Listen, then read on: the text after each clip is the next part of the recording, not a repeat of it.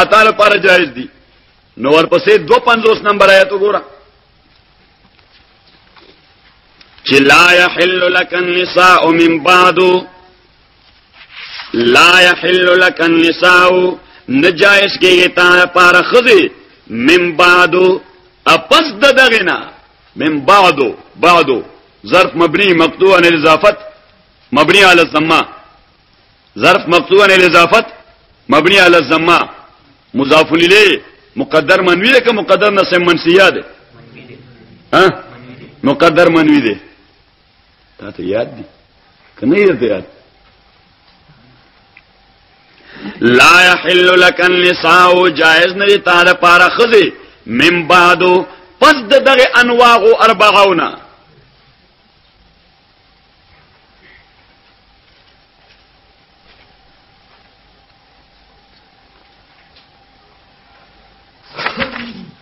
اوس حضرت شاه سے فوز الکبیر کی لیکلی دي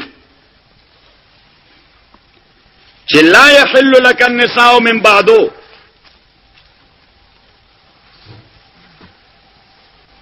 دا ناسخ د پاره د وړاندې آیت ته خو تصور د نسخ اله دی چې د پیغمبر علیه الصلاۃ والسلام د موجود خذونه بعد د بل فرد خزینه کا نبی علیہ السلام سره جایز نه کی چې د نبی علیہ السلام د موجود خزونه بعد د بل دا لفظ یاد ساتئ د بل فرد خزینه کا نبی علیہ الصلوۃ والسلام سره جایز نه کی چې با استاد پارا جواز د نکاح هغه منسوخ وګرځیدل، جواز د نکاح هغه منسوخ وګرځیدل.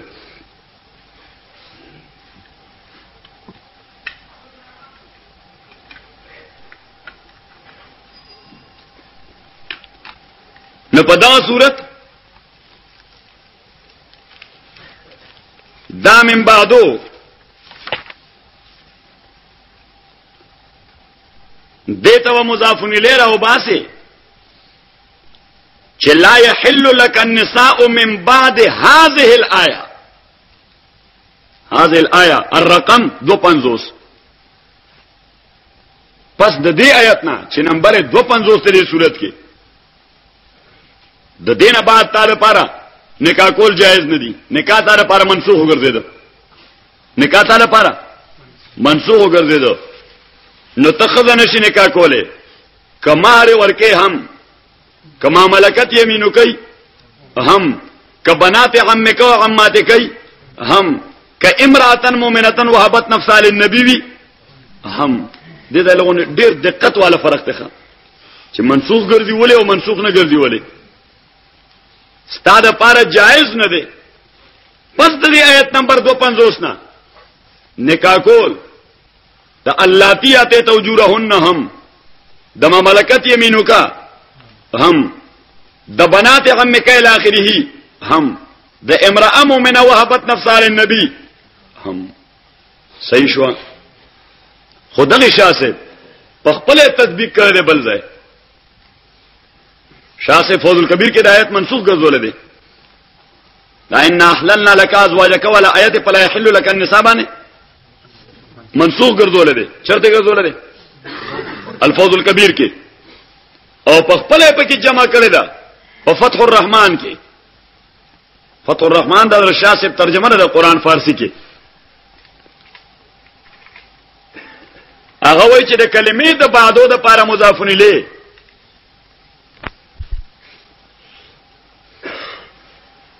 هغه د لفظ د انواع اربعه المذکوره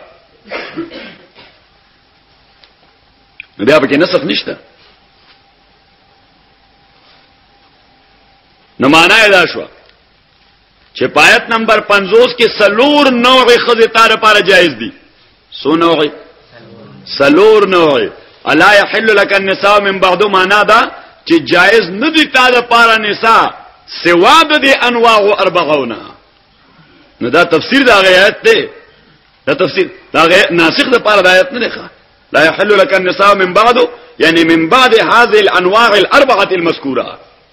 ستاره لپاره باندې کا صرف له سلور قسمه یا انتفاع په صرف سلور قسمه بجایز وي. یو آتے تو اجورهن پنکاح به اخلي او دویم ما ملکت یمینک او دریم بنات عمک الى اخره او سلورم امراه وهبت نفسها للنبي نو سلور نوغه نه علاوه بل نوغه داس نشته چاره تر پر جایز شيخه نو بیا په آیت کې نسخ نشته نو مونږ یو تطبیق ته محتاج نشو شاسه په خپل تطبیق وکړو او بل آیت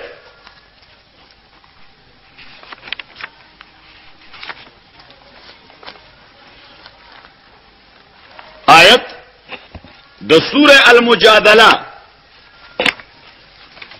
سپارہ تاتوشتمی اول بالکل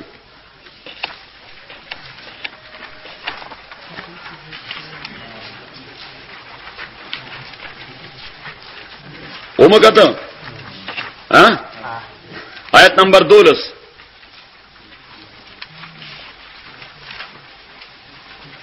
اوملی دو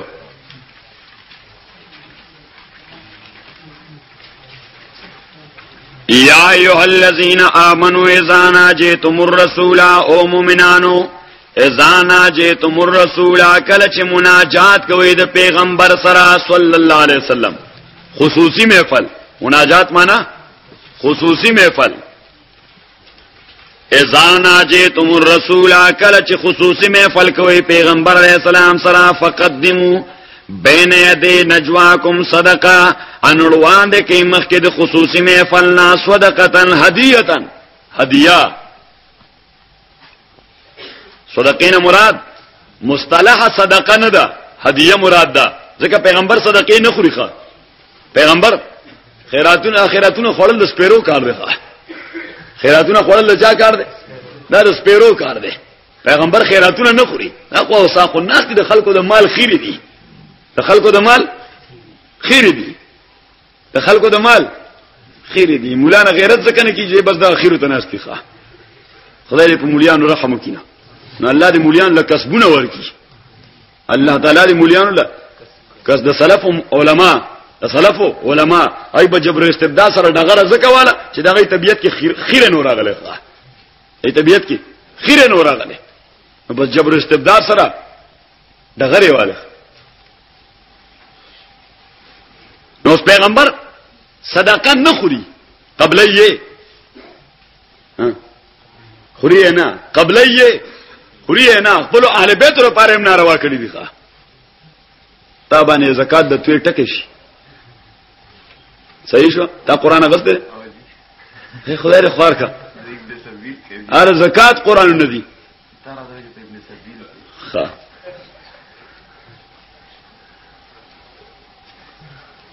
پیر سره شته په زورټینګ دی شي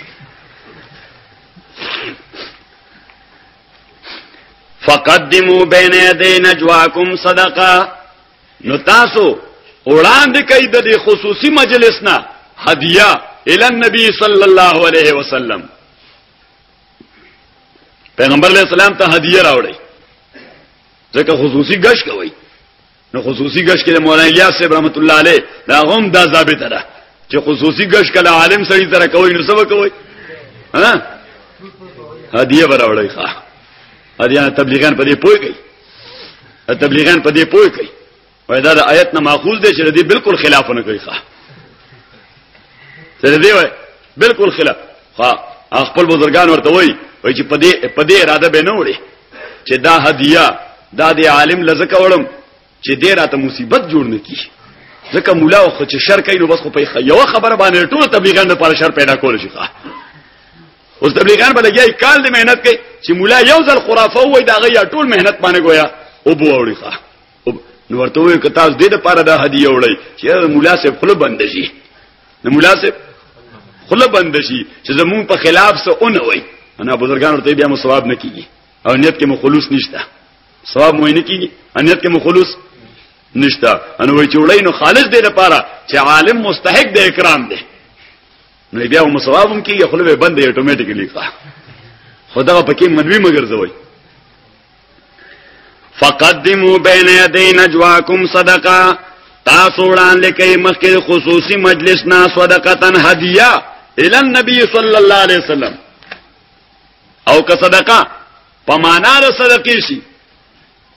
نفقدموا بين يدي نجواكم صدقه تعطونها الى النبي صلى الله عليه وسلم ورکړه صدقه به نبی علیہ السلام ته کوئی خو صدقه الى النبي نه ده بیا صرف اعطاء الى النبي ده پیغمبر اسلام صدقه غستی با خو تپوس به کوئی غسرینا چې صدقه ام هدیه خیرات ده که گفت ده خیرات ده که گفت ده تحفه ده نو چې سړي به دا اراده و چې نبی عليه الصلاه والسلام دې خوراک وکي زبا خوشاله شم وی هدیه یا رسول الله گفت ده جی دا هدیه ده او کعبه صدقه او جی صدقه ده نبی عليه الصلاه والسلام یو صحابي ته आवाज وکړ اعتراض اوراغه وی ورشه د اصحاب الصفه طالبانی د غلطنافتي برنده کې اتوراشه راځي خیرات راغلي راشه نو اصحاب الصفه برال اي ته ورکه دا والي دا صدقه ده دا صدقه ذالک خیر لکم واطهر دا بهتر د تاسو لپاره واطهر ام خمت وهر د تاسو لپاره فَإِن لَّمْ تَجِدُوا فَإِنَّ اللَّهَ غَفُورٌ رَّحِيمٌ أَأَشْفَقْتُمْ اوس دا آیت ته نو شاسه وای دا رستنه دی پر ناسخ دی او وجه فقدموا بين يدي نجواكم صدقه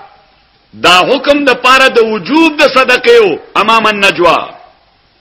وجوب الصدقه امام النجوا چې نبی رسول الله ته د هدیه یا صدقه وړل دا واجب لازمو چې ورسره خصوصي محفل کوي نو دا هدیه یا صدقه وړل واجب لازم دي نو د رستو آیت دا وجوب منسوخ چې اشفقتم ان تقدموا بين يدي نجواكم صدقات اشفقتم آیاتاسو اشفقتم سلب شفقت محسوسه وي اشفقتم شفقت او حمزه د باب افعال لپاره سلب ماخذ اشفقتم آیاتاسو سلب شفقت محسوسه وي نو سلب شفقت متضمن د معنا د يرلا اشفقتم آیاتاسو یریږي اند دې خبرنا شروان د کوي با مخکې د مجلس خاص نا صدقات هدیه فاذ لم تفعلوا پس کله چې تاسو دا کار د صدقې اونکو وتاب الله علیکم او عفو کړ الله تعالی د تاسو نه فاقیموا الصلاه وتاب علیکم عفو کړ الله تعالی تاسو ته چې پورته کو حکم د صدقې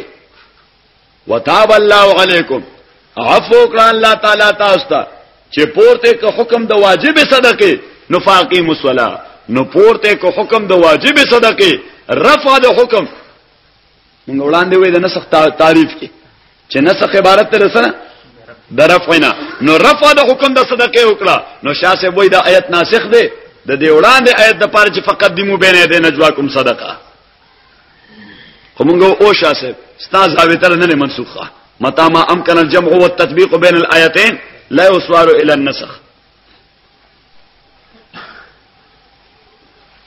نشاسه بوس لګیاره یا دا روح لګیاره زبان حال سره او مونږ ته وایي چې تاسو خو زما شاګردان څنګه منسوخ نه دي څنګه تطبیق مو کې پیدا کړل څنګه تطبیق مو نو مونږ ورته وایو چې او زمونږ پیر او مرشد دا د قدمو دا حکم د وجوب د پاره ویل دي او دا د وجوب د پاره نه دا د قدمو دا حکم د وجوب د پاره ویل دي نو تصور د نسخ به پکې وي اګه حکم د وجوب نشي د ندب او د استحباب شي نو بیا پکې تصور د نسخ نشتا بیا پکې تصور د نسخ نشتا ندبن او استحبابن هدیه نبی علیہ الصلوۃ والسلام ته اوسم راړی حرج پکې نشته ناغوي چې قرینه په دې چرته شته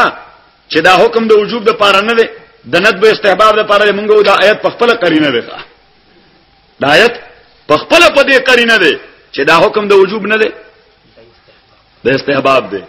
هغه چرته نه معلوم دی نو موږ ته ولاندې ورته ګورن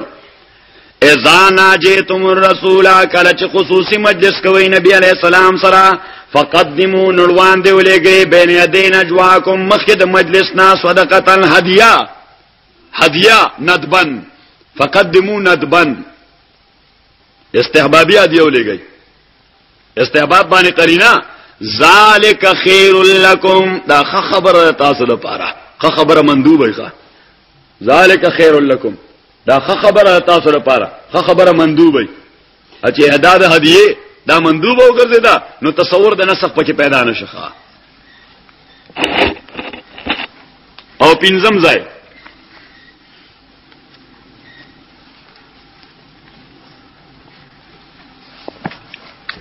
سورہ المزمل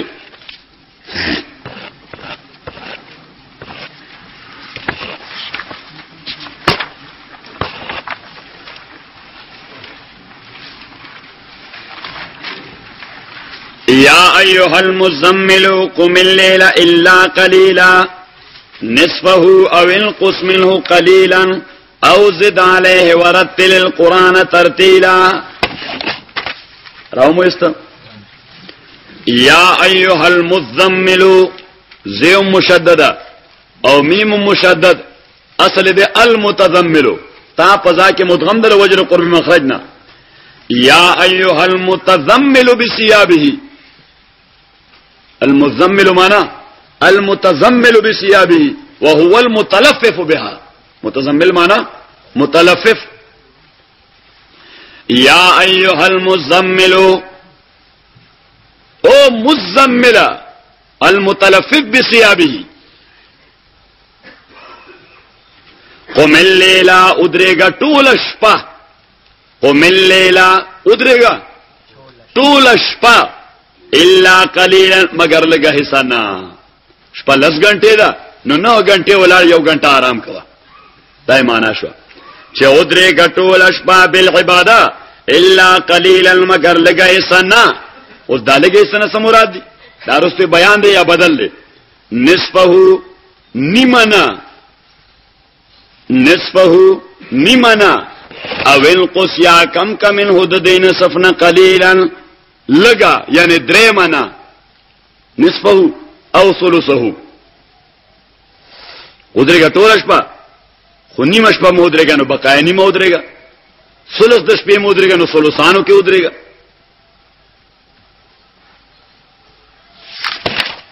اوس دې کلمې د قم وجوب د لیل فائدہ کبل عباده وجوب قیام الليل بالعباده افاد وجوب قیام الليل بالعباده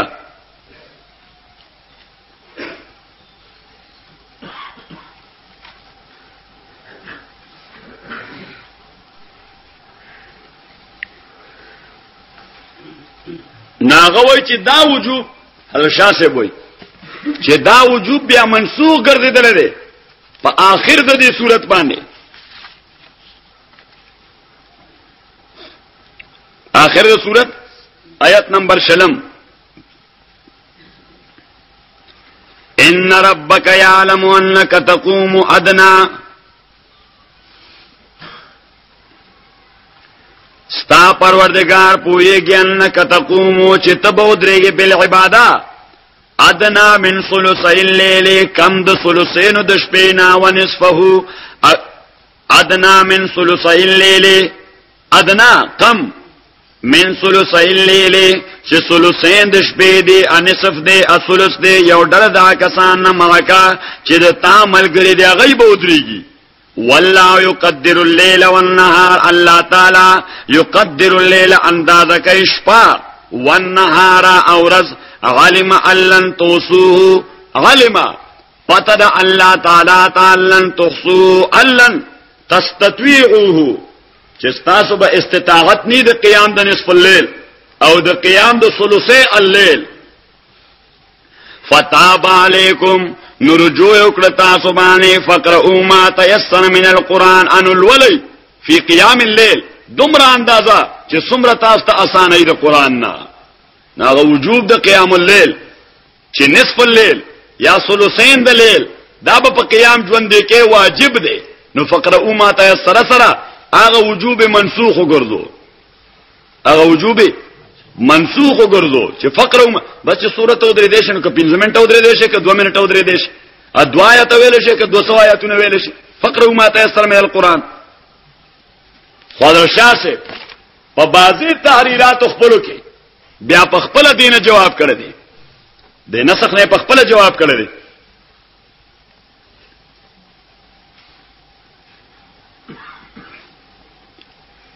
جواب ادا کړی دی چې دا اولنې آیت کې امر د قوم د پاره د وجوب نه دی، د ندب او استحباب دی.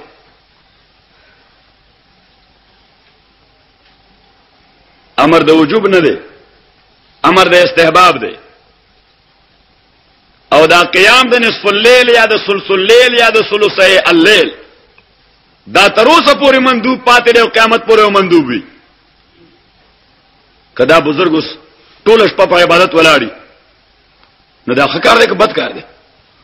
دا ښه کار دی، مندوب امر دی، مستحب امر دی، نسخ پکې نشته. خو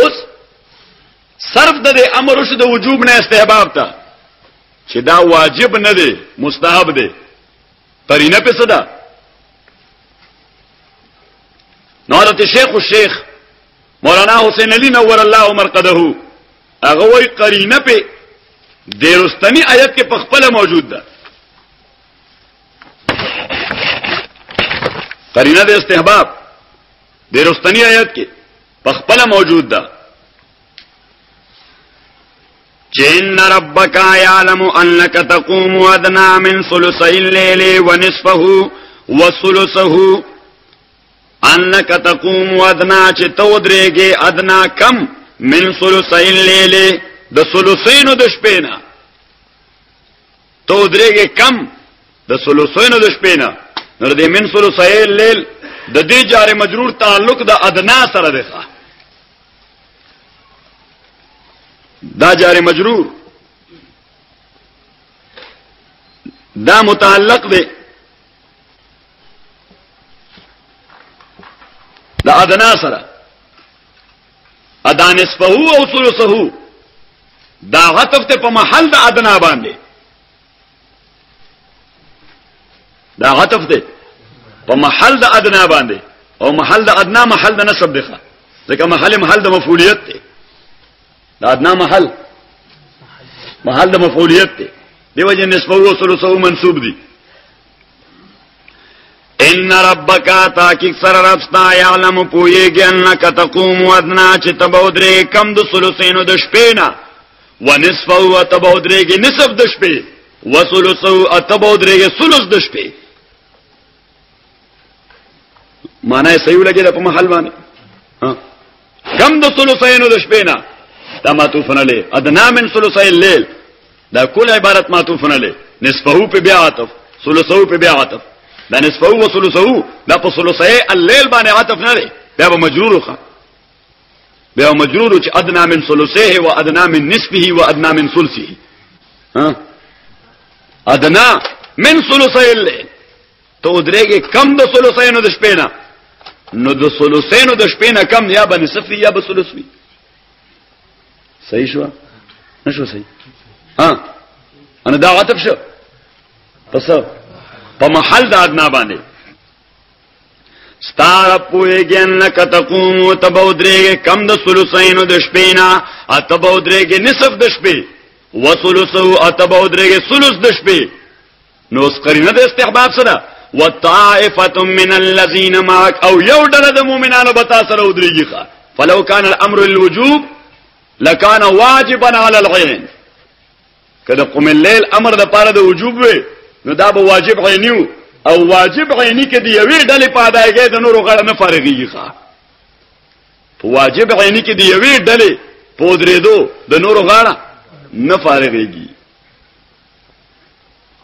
نو ذکر د طائفه د من الذين معك دا کرینه ده پدې چې امر د قوم د پاره د وجوب نه دی بلکې د پاره د استحباب دی.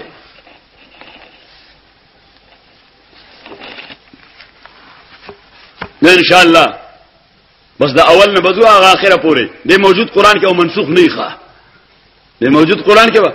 منسوخ نه او تاسو ثابته ویل ده چې اعمال اولاد د اهمال نه شی منسوخ ګرځول دا دغه اهمال دی شی د نسخ نه محفوظول دا دغه اعمال دی نو اعمال دا اولاد د اهمال نه نو موږ منسوخ نه منو که تطبیق کوو پکې صحیح شو هزار نقطه باریک ترجمو ایجاز نهر کې سر بتراشت قلندری دانت بس مولا صاحب سره خو اوس ټیم ته زره راوړی قاضي صاحب منسوخ نه منی ښه صحیح شو وی ګورغه منسوخ نه من نسخ نه من او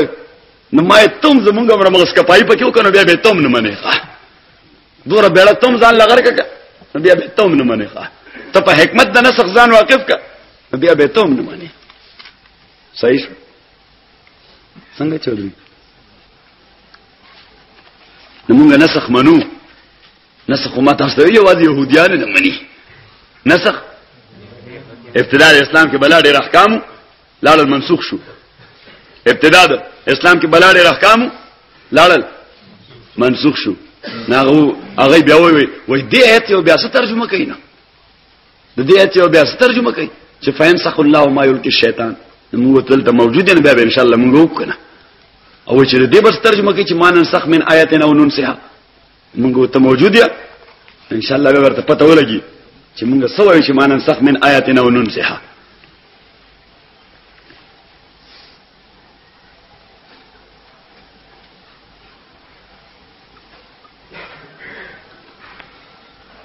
نو اوس آخری خبره تطبیق الدلائل على الدعوى یا اثبات الدعوى بالدلائل قران کریم دعوا ثابتې په دلایل وړاندې کومه بحث وکړو چې سلسله الدعاوی دا د یو سلسله ده سلسله الدلائل دا د بل سلسله ده اوس دا دعوا په دلیل باندې څنګه ثابتې یا دلیل څنګه مطبق کوي په دعوا باندې نړوان تیر شو چې دعواګانې څلور قسم دي یعنی څلور دعوی دي د قران یو دعوا د توحید دویمه دعوا د رسالت او دریمه صداقت د قران او څلورمه دعوا د باز بعد الموت خو دې منځنو دوه کې مونږ وې چې د دې دعواګانو په میاس کې نسبت د تلازم دی رسالت به ثابتې صداقت به ثابتېږي صداقت د قران به ثابتې رسالت به ثابتېږي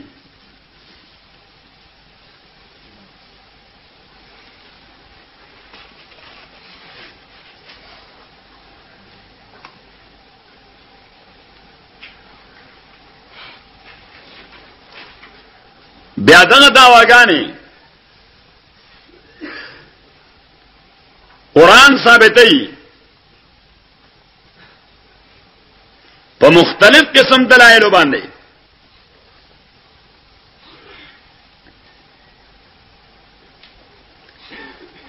او هغه دلایل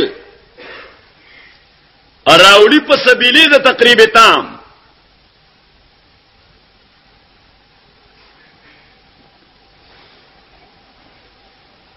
او تقریب تام پنځ د منطقيانو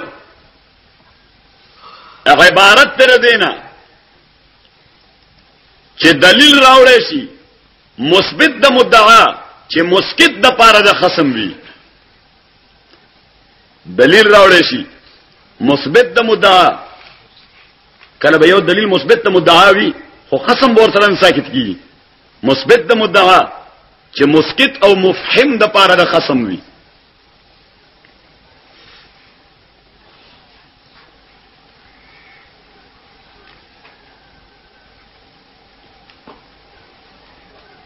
نو پدې باب کې کله تذکیر به اعلی الله کوي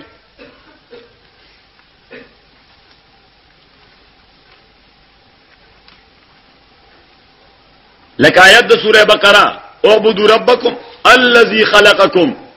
اورته ولیکي والذین من قبلکم لعلکم تتقون الذی جعل لكم الارض فراشا والسماء بناء دا تذکیر به اعلی الله ده کله تذکیر به ایام الله کوي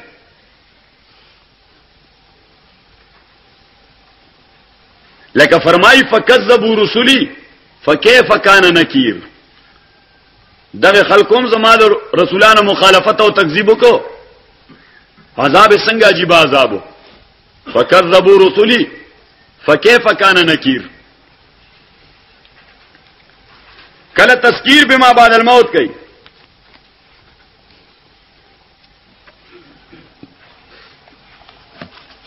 لکه سوره المائده آیت نمبر 2 یا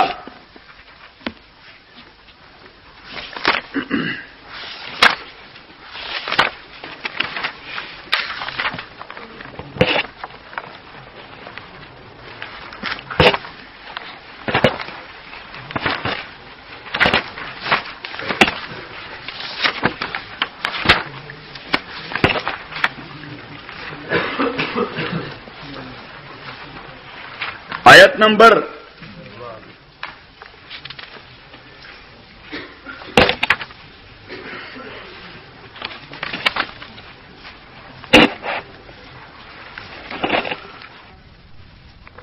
تحقیق سره کافران شو هغه عیسایان چې داغوی عقیده داوا چې ان الله والمسيح ابن مریم. الله ذکر د عالم مراد تنه وصف غالبا ان الله قادر متصرف والمسيح ابن مریم. عیسی زوی د مریم دی. ان الله قادر متصرف عیسی زوی د مریم دی.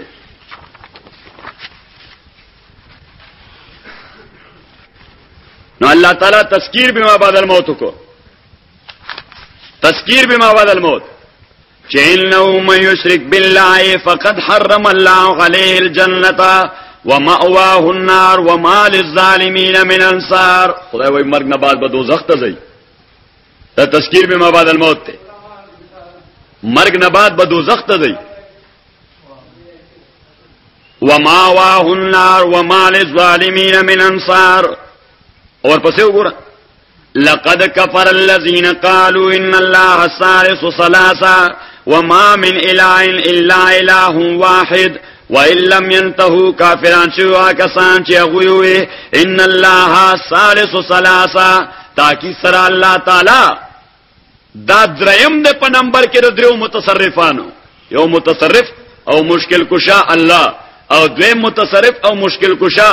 حضرت مریم او دریم قادر متصرف حضرت عیسی. وما من اله او نشته د مرجع د خلائق خیر او شر کې الا اله واحد مگر یو مرجع دی. اله معنا مرجع د خلائق خیر او شر کې. وان لم ينتهوا قديمن نشو عما يقولون د خبر خبرنا لا يمسن الذين كفروا خامخا يصيبنا او برسیگا کسان ته چې کفر کړي منهم د دوینا سبو رسیږي عذاب علیم عذاب درناک. امراد د عذاب نه عذاب د آخرت ته. دا تذکیر به بعد الموت ته.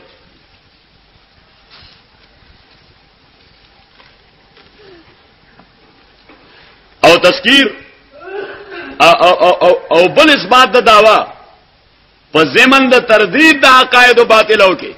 وړاندې یو چشنی مونږ ور کړو په زمن د تردید دا عقاید و باطلو کی. سورہ توبہ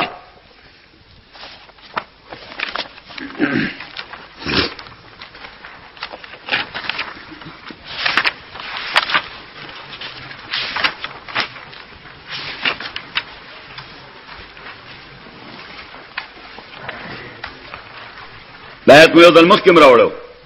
وقالت اليهود عزير ابن الله. يهوديان وي عزير ابن الله زوی د الله تعالی دے فقادر متصرف مثله. چې د خدای زوی دی نو آثار الاباء تظهر فی الابناء. د پلار خوې دا په زوی کې ظاهرې دل پکار دي او پلار قادر متصرف دی نو عزیرم قادر متصرف دی. وقالت النصارى المسيح ابن الله ذلك قولهم بافواههم. مونږه څه ترجمه کړو؟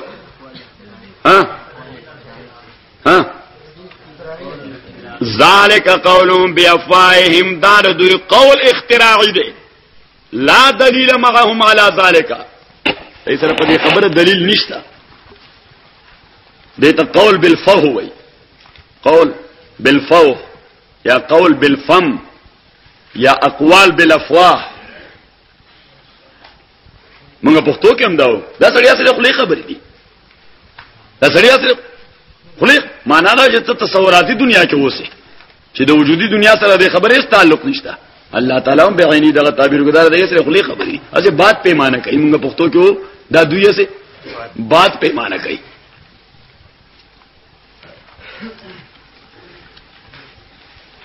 او په زمن د وقایع د انبیاو کې کما مر فی سورۃ الاعراف مونږ راځته واغځای ان ربکم الله الذی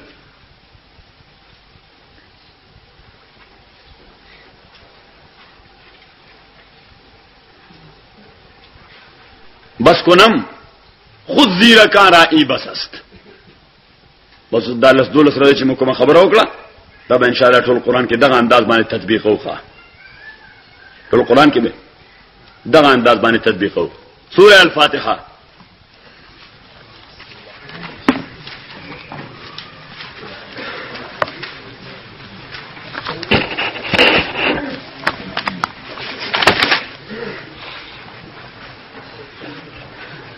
اسماء د سورو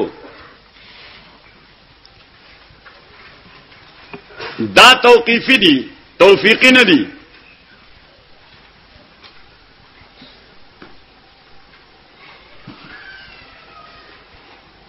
نو نم د صورت بکې دی آغا کوم چې شارع علیہ السلام نه نقلی د خپل ځان سنوم ولا نشي کې خو دی ذکر توقیفی دي. توقیفی معنی موقوف علی السماع من الشارع،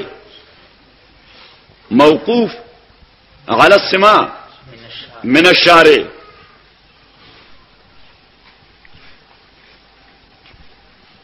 او چې توقیفی دي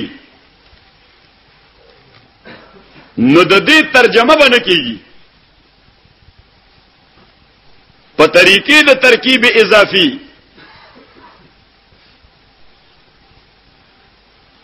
ځکه چې تراجم د دې موزیکي سوی ادب ته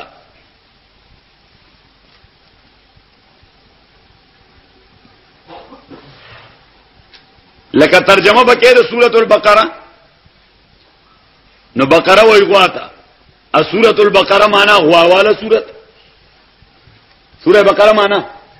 غواواله سورۃ. دا سوی ادب دی قران په غواګانو څخه کوي غواواله سورۃ. ان دي انګريزي مترجمين یې څومره ترجمه لیکلي دي نه غي اسماء د سورو ترانسلیټ کړی دي ښه. لکه سورۃ الفاتحه ته لیکلي دي اوپننګ افتتاحیه دی اوپننګ، نو بیا ورپسې سورۃ البقره ته لیکلي دي کاو ما دا څه ایسه خو نه لیکي دا په کاو باندې مضمون خو نه دی. نو چې کوم لغت کې هم ترجمه د قران کې نو بقره و بقره لکه زما ذکر چې کوم لغت کې هم کې نو زما فضل الله ام ښه زو فضل الله ام فضل الله زما علم دی تا ته حق نشته چې زما علم ترانسلیټ کې زما علم ترجمه کې ما د خپل نامې په ترجمه باندې یاد کې. لکه مثلا یو سړی پښتو کې خبره کوي او زما متعلق خبره کوي او هغه دا وایي چې د خدای مهرباني بیا دا وایي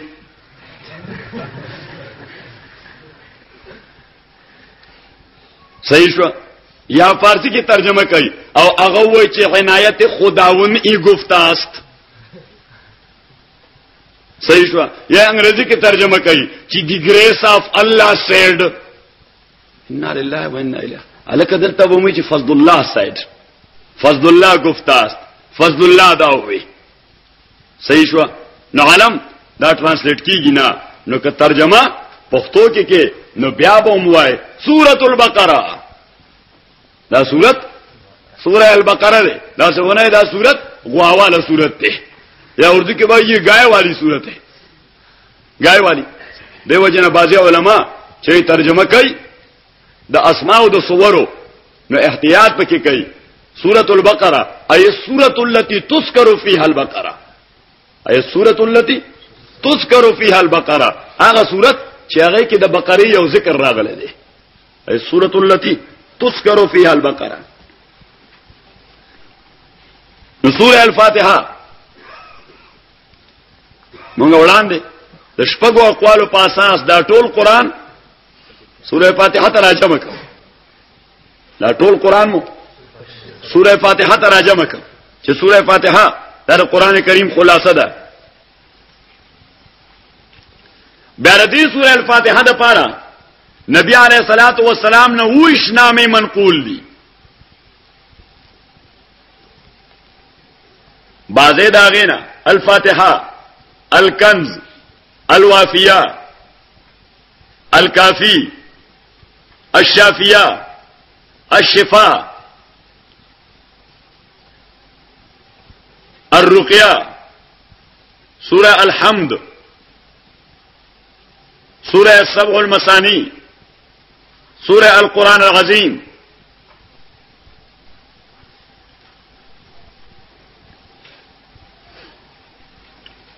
اور دې ټولو د معنویت تصور فاتحه کې موجود دی. دا کنز د قران د مضامینو په اعتبار دا شفاء او رقیه ده.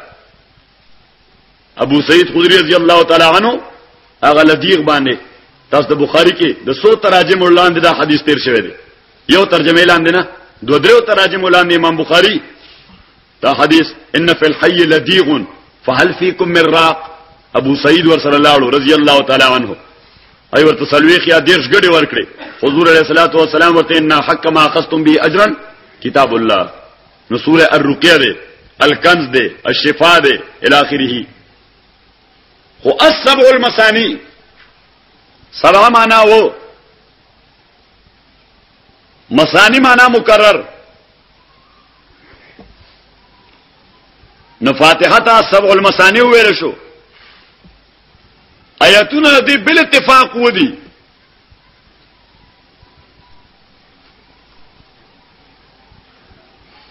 البته اختلاف دی کې دی چې حنفیو په نسبت بسم الله د فاتحه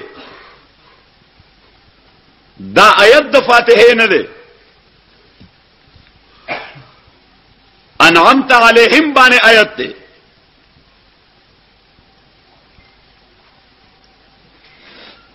او د جمهور په نسبت خصوصا امام شافعی او بسم الله د فاتحه نه مستقل آیت دی. نو داغه په نسبت انعمت علیهم باندې وقف آیت والا وقف نه دی.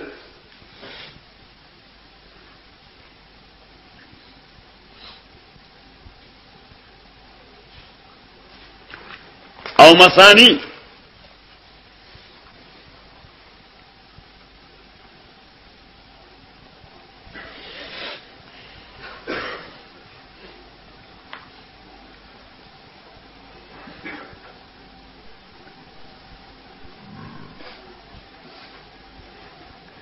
معنا مکرر. نو دا واحد صورت چې نبی علیہ السلام باندې دو واره نازل شوی دی مستقلا، مرتن بمکه و مرتن بالمدینه.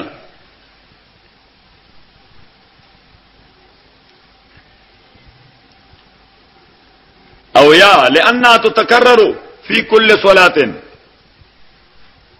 ہر منز کے تکرار کیجیے.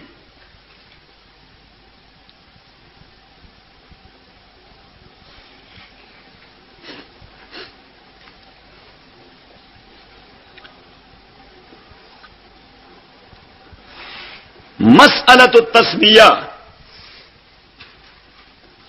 هل هي آية من القرآن أم لا؟ تسمية قرآن آیت دے کنه دے. پنځ د امام شافعی رحمت الله علیه بسم الله الرحمن الرحیم آیت د هر صورت.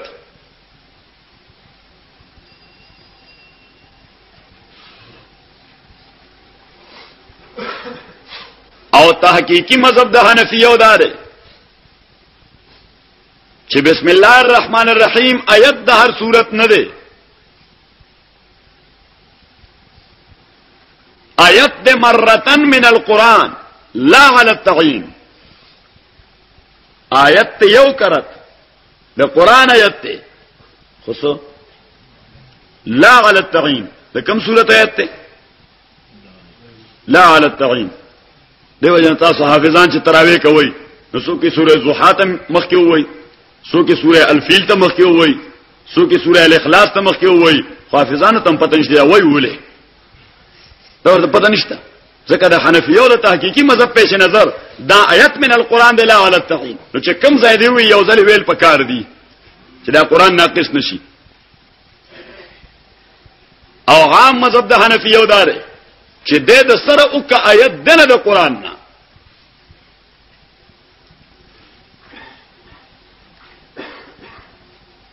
الا فی سوره النمل انه من سلیمان وانه بسم الله الرحمن الرحیم. هغه بسم الله په مزد صورت کې ده، هغه آیت ته سوره نمل نه.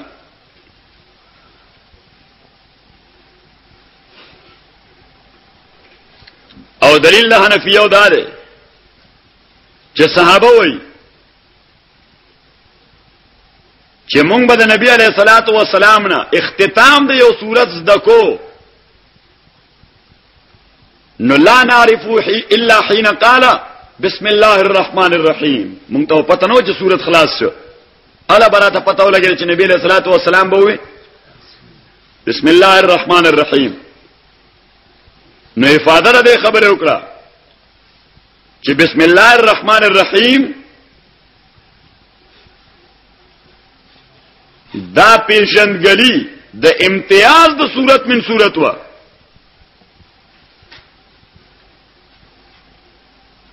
او امتیاز د شی محسوب من نفس الشی نه امتیازی علامت د شی محسوب من نفس الشی نه.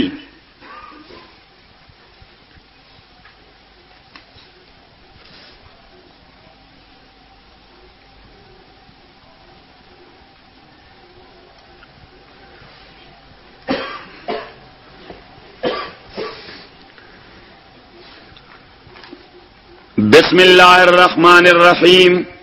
الحمد لله الف لام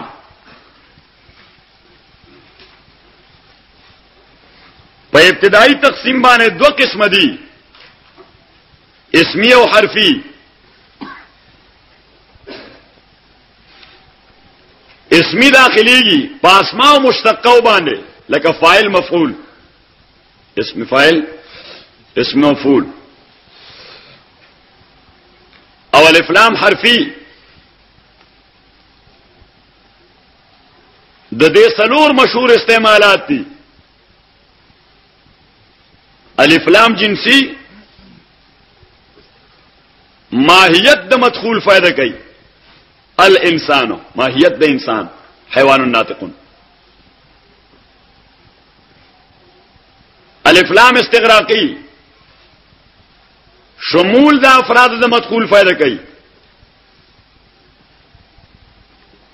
الف لام غهد خارجی معلومیت د مدخول فائدہ کوي متکلم او مخاطب ته. او غهد ذهنی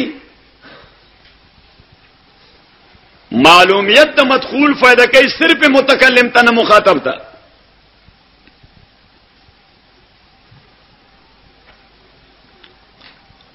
اوس دلته الف لام د نحاتو پکې اختلاف دی چې الحمدلله کې الف لام کوم الف لام دي.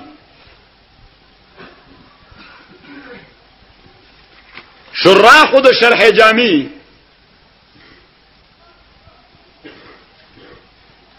دو رائے دی پکې پنځ د بازو جنسی دي او پنځ د بازو استغراقی دی که جنسی سی نو ماهیت د حمد چې کم ځای موجودیږي دا به ثابت وي الله لپاره چې کوم شی ته حمد ویل شي تعریف د حمد په صادق دی او تعریف د حمد په معنا عامه الوصف بالجميل پس خوبای باندې صفت کول.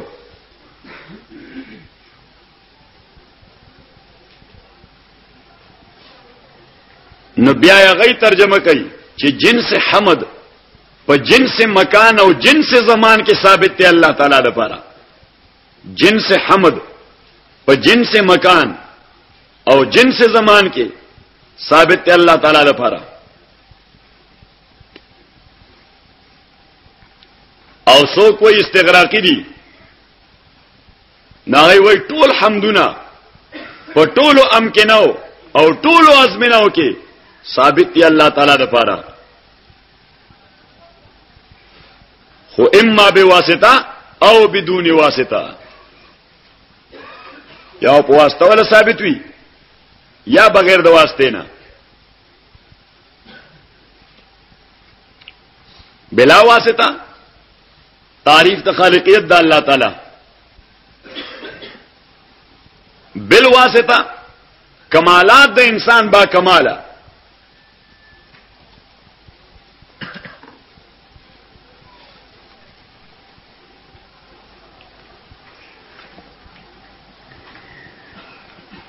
الحمدللہ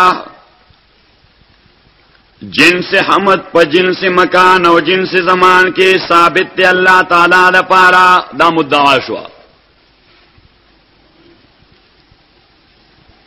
او دا مدعا د خپل ځان لپاره په خپل دلیل دی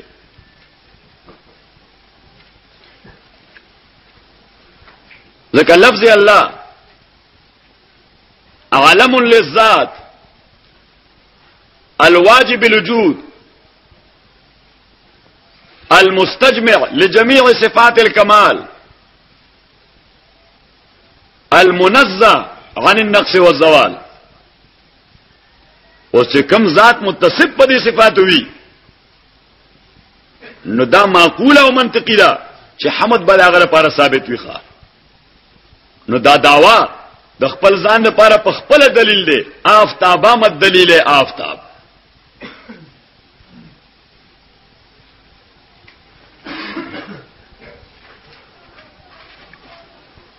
نور دا د خپل وجود په خپل دلیل دی نور موجود دی څه دلیل غواړي د خپل وجود ځان له خپل دلیل دی حمد الله لپاره ثابت دی څه دلیل غواړي بس دی الله دی الله دی او الله علم للذات الواجب الوجود رب العالمین چې رب د مخلوقات دی رب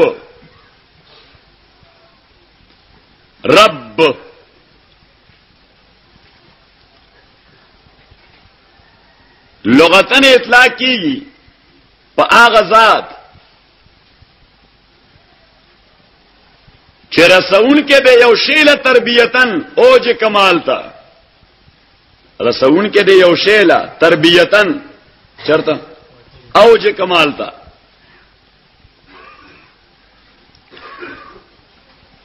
او دا صفت یوازې د الله دی شی په تربیت باندې رسي اوج کمال تا دویم رب اطلاق کی مالک باندې فیقال رب الدار ورب الدابه رب الارض ورب المال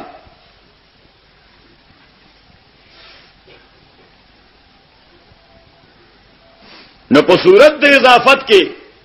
اطلاق په غیر الله جائز دی کني بیا به صاحب د هدايه کافر شه او معاذ الله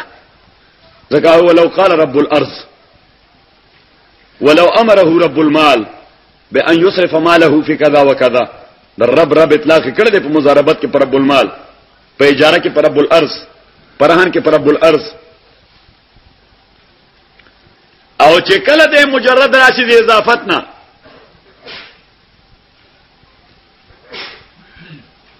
یا اضافت شدات شیطان چې اضافت د غیر الله په صفت د ربوبیت هغه تناروي نو بیا به مراد ذات د الله تعالی وی رب الاناسین د ټولو انسانانو رب نو څوک به مراد دي زید امر بکر الله رب الکائنات د ټولو کائنات رب نو څوک به مرادي زید امر بکر الله رب العالمین څوک به مرادي الله دیو جنا رب په دې تصور انګريزي چاله ورزي نو مونږ ته بیا تعبیر کو سپریم اینڈ ساورن لارډ اف دی یونیورس د دې عالم او د کائناتو مطلق العنان مالک سپریم and sovereign Lord of the universe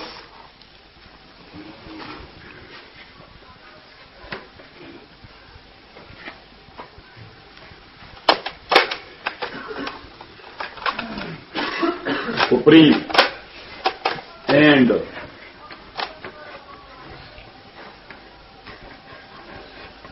sovereign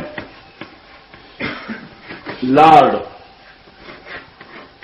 دا د رب انګریزي ترجمه ده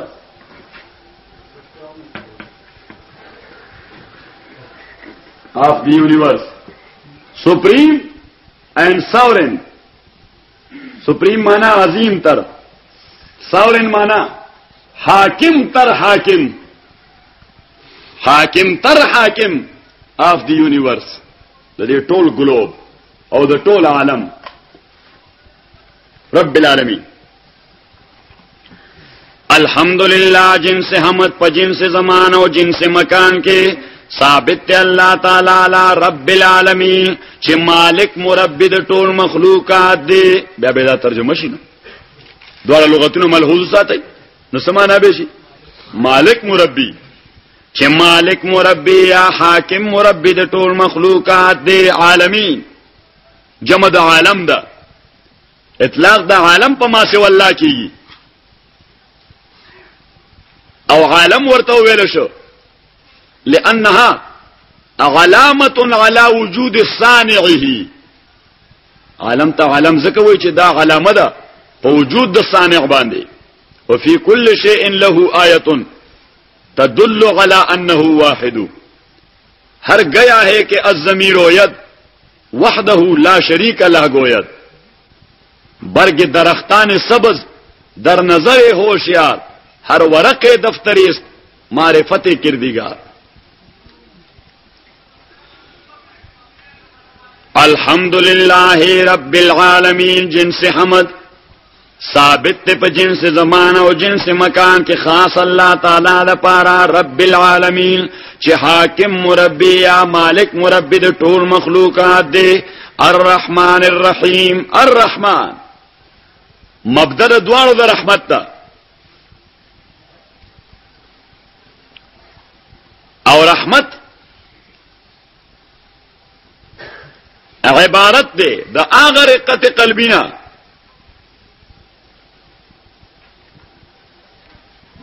چې موجب د مهربانه او ګرځي په مرحوم باندې.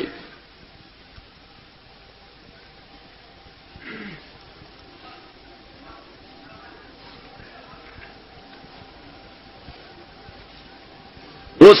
الله تعالی قلب نه لري نو صفات د رقتم نه لري. تاسو چې بیزاوی ویل دا خبر ورته یاد ده.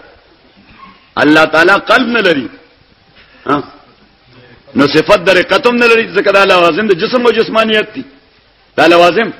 د جسم او جسمانیت دي. الله تعالی جسمیت نه منزه ده، لوازم او جسمیت نه منزه ده. نو دیو جن قاضی بیزاوی والا ثابت اور تولی کوي. والاشیاء التي لا يجوز ان تطلق على الله تعالى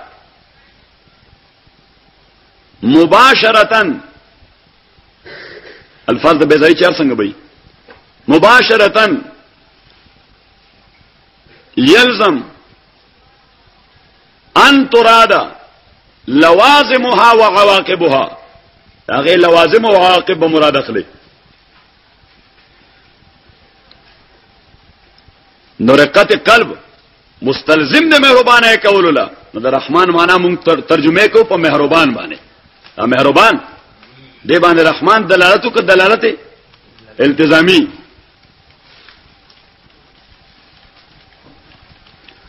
الرحمن چې مهرباني کوونکې دی پر رحمت شامل باندې فی الدنیا. الرحمن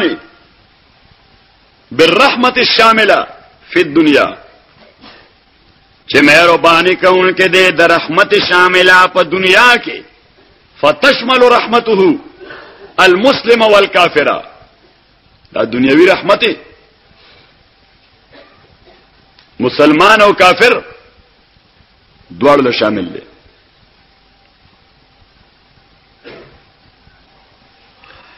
الرحیم چې مهرباني کوونکې دی. الرحیم مهرباني کوونکې دی پر رحمت کامله خاصه فی الاخره. پر رحمت کامله خاصه په آخرت کې بالمؤمنین.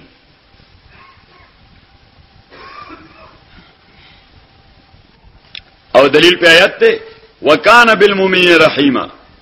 الله تعالی په مؤمنانو مهربان دی پر رحمت خاصه کامله فی الاخره.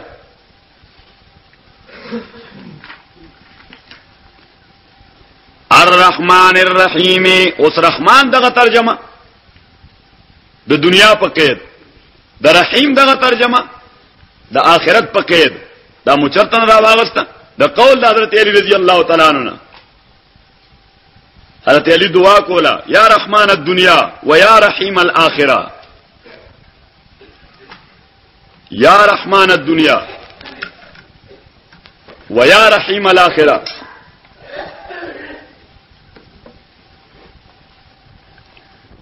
الرحمن الرحیم مالک یوم الدین، مالک دے دروازه د دین، مالک یوم الدین مالک دے دروازه د دین. الدین دان یدین دینن پمانا د عمل عملو، پمانا د عمل یعملو،